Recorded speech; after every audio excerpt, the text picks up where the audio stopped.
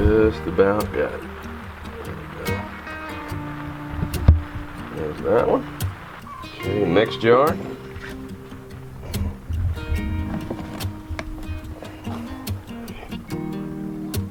we go. Look how it just swirls and swirls and swirls. Greetings, friends! Taking advantage of a honey harvest. Just putting it in different jars to make it easy to access and to use. I just love how it goes down just like that. I'm holding it straight up, but it's just swirl. I just can't get over it, how neat that looks. All that golden goodness. Yummy. And as the honey's coming out, it's also acting like a vacuum, sucking this jug in just like that. That's pretty interesting too. In our family, we try to really reduce our use of sugar, but honey is one of those things that we really like to use. And one of my favorite ways to use honey is actually in my tea in the morning. I'm not a coffee guy, I'm a tea guy. And I really like to have just a spoonful of honey in my tea. And actually going to put some in here in just a minute. But how do you guys like to use honey? What all different dishes and things that you like to put honey in, desserts or drinks? Let me know in the comment section below. I just got this one filled up here. There we go.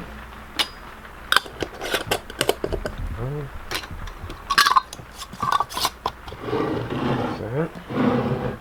And for this last little bit, we'll just let it, just prop it up in here somewhere. Just let it keep draining out.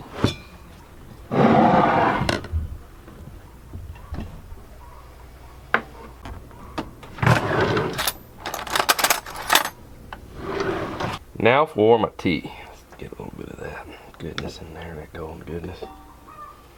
Let's just put it right in there just like that.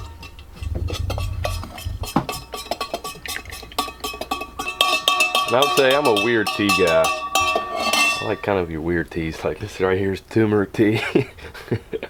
I'll do stinging nettle tea. But I do like things like chai tea.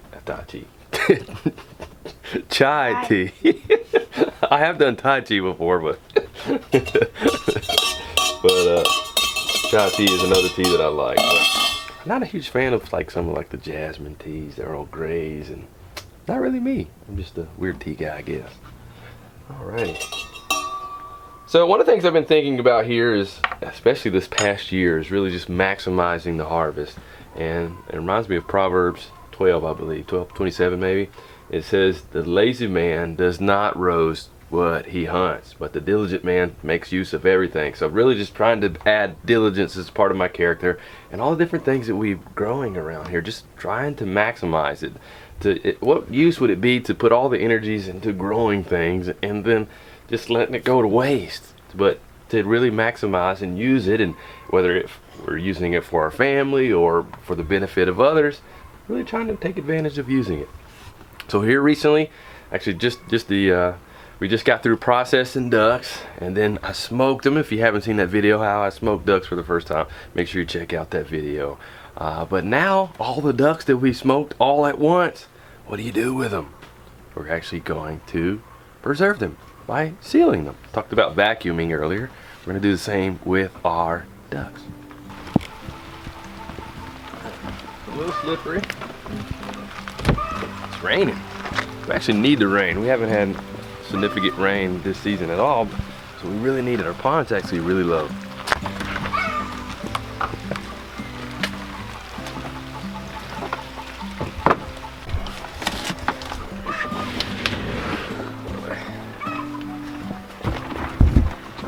Hop on ahead of us.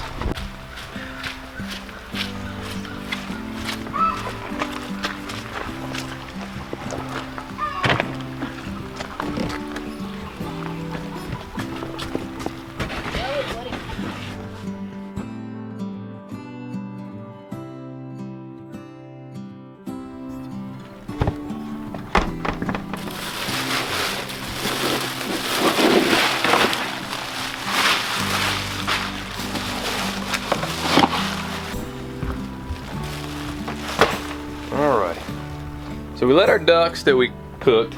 Just sit overnight to cool off from being smoked, and they were inside in the cooler. Well, they didn't have ice directly on them, so we wanted them to not just get wet, but to just be cool. So hopefully they aren't too wet here. That one's a little wet. There we go. So we're going to be using a Cabela's commercial grade vacuum sealer that we borrowed. But after we're using it today, it might be something I might be adding to our wish list. And since this is my first time using it, I actually had to go on YouTube to look at a video to see how to do it. So G2's Outdoor Adventures has a really good video, and it was funny because they were vacuum sealing ducks too, and that's what we're going to be doing. But they had a really good video on how to use this vacuum sealer. When the morning's standing at your door, brighter than all mornings come before. Don't be late, my dear. Life won't wait, my dear. Don't be late. Legs, right?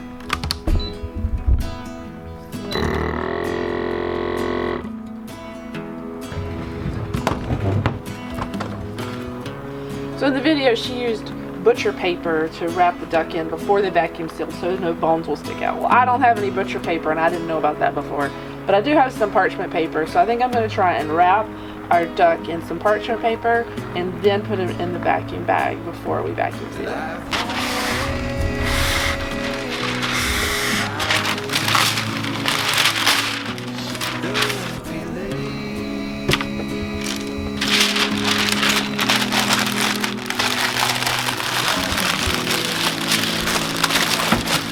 I don't know if this is going to make any difference at all, but we're just going to try.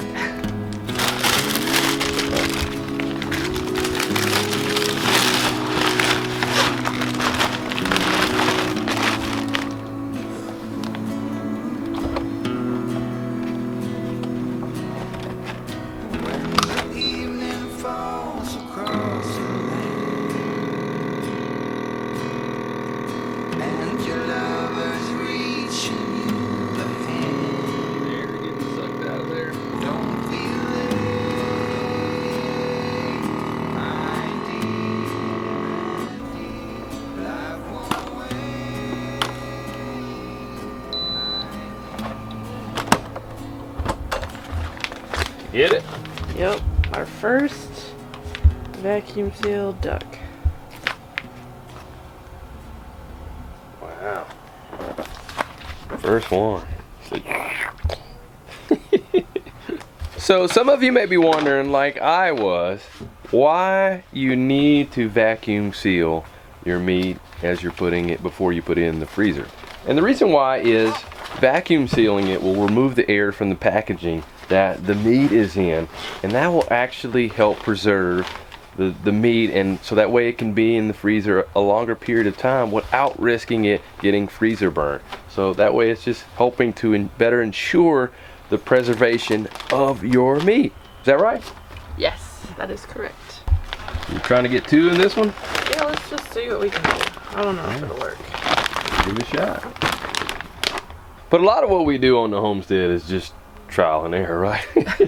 For the first time, this is the first time doing this, so you learn a lot by doing something wrong. Gotta be willing to take risks, right? That's right. That's right.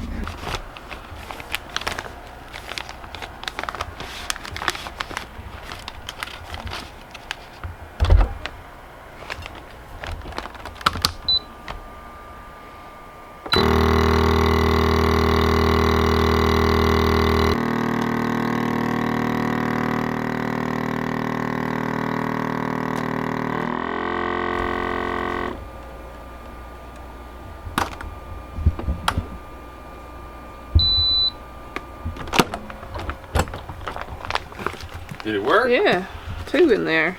Bang! I don't want to do every one like that, but you know, some weeks we need 2 and not 1, so this will be great for that. A 2 for 1. Bang! Hey Mom, I think we should use the parchment paper next time because it looks like these are almost poking through. Well, that's why we test stuff out and see what works and what doesn't.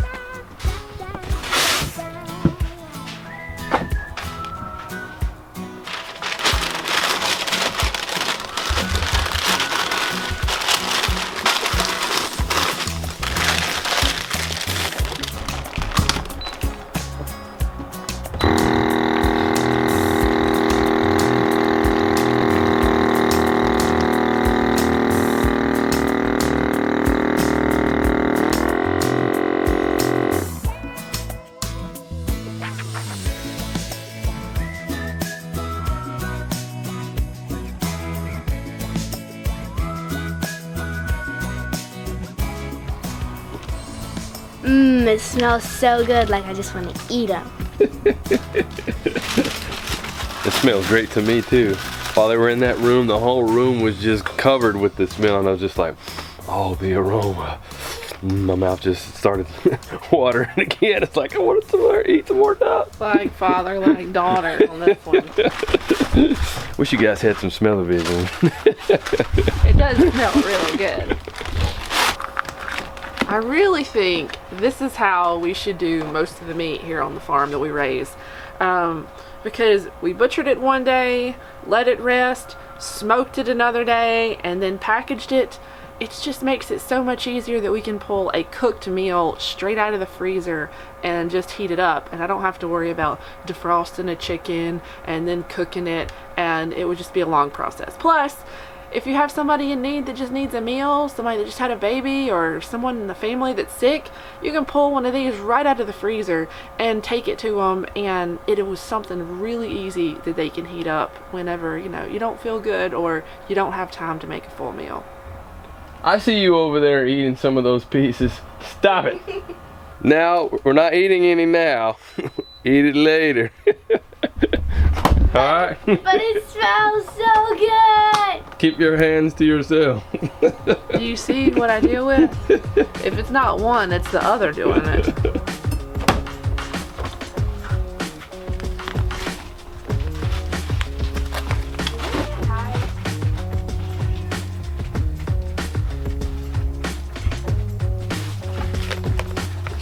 Oh man, didn't think of this earlier.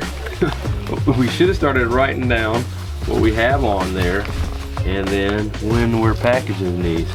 So let's start doing that now, and maybe going forward we can do that, guys. Just start writing down the date and duck on there.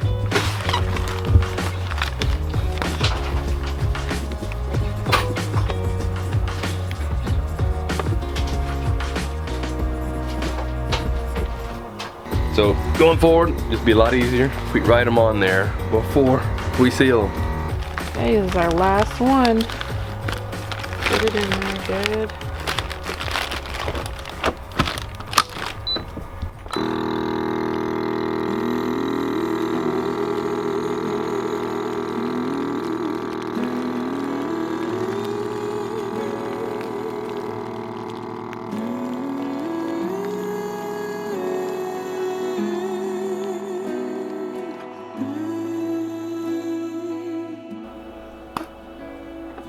What's on your mind?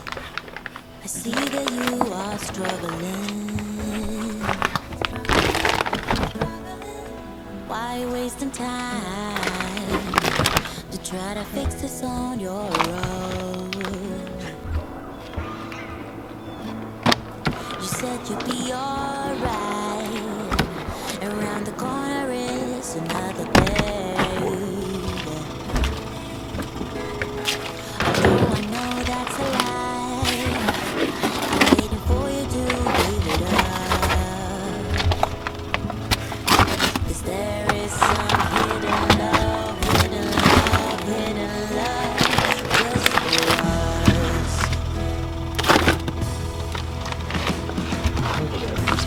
So much better. Nice, uniform, and tidy.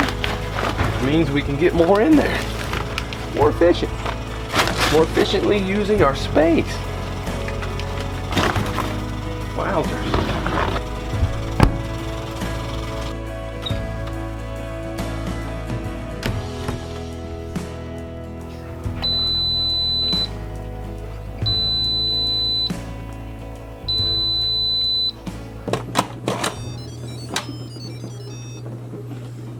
Yummy. Out of the 20 ducks that we recently smoked, 19 are saved to eat at a future time. But one we had last night, and man, was it good. So much so, really wasn't much left to eat from it, except the bones. And the bones are used to make some duck broth, also known as duck juice. And man, is it good. Just trying to be diligent and maximizing everything from our harvest.